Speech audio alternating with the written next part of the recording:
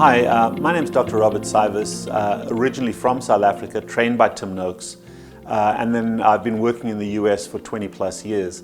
My background is actually as a surgeon. I'm an adult general surgeon and I specialized in pediatric surgery. And 25 years ago, my frustration was taking care of the results of obesity, for example, gallstones or polycystic ovarian syndrome in children, in enormous children, without the ability to treat their obesity directly. So I started to look for resources of how we could help patients with their obesity. And as a surgeon, we turned to surgery, so I became a bariatric surgeon. But I realized that bariatric surgery was just weight loss. It was the best diet out there. But ultimately, the majority of people, as they do with diets, failed weight loss programs, whether it was surgical or non-surgical. So around 20 years ago, we started to look at the cause of obesity, and we realized that obesity was not a calories or a weight problem. It was a substance abuse problem. And it was a behavioral transformation in terms of how people handle their emotional needs.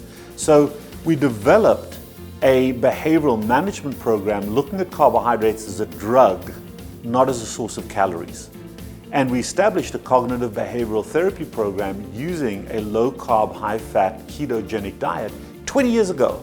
The beauty about doing what we do, it allows us to be the doctors we were trained to be, and it allows us to take care of our patients where results matter, where we can measure and we can track change. There is no more inspiring thing to a physician than seeing a happy, healthy patient who has recovered their health.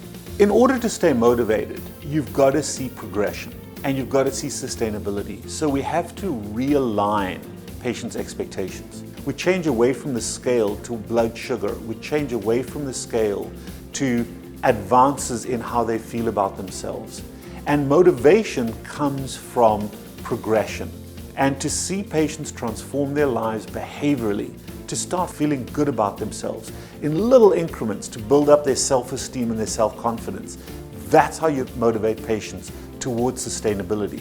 My entire talk is geared towards sustainability, not toward results. Let go of perfection, cultivate compassion, self-compassion and compassion for the people around me. The greatest threat to humanity right now comes from what we do to ourselves. We smoke, we do drugs, we eat carbohydrates. So helping people to understand that the best therapy is human change, not some medication or some surgery. We've forgotten how to think critically, and we need to go back to thinking and understanding cause if we're going to help people to help themselves.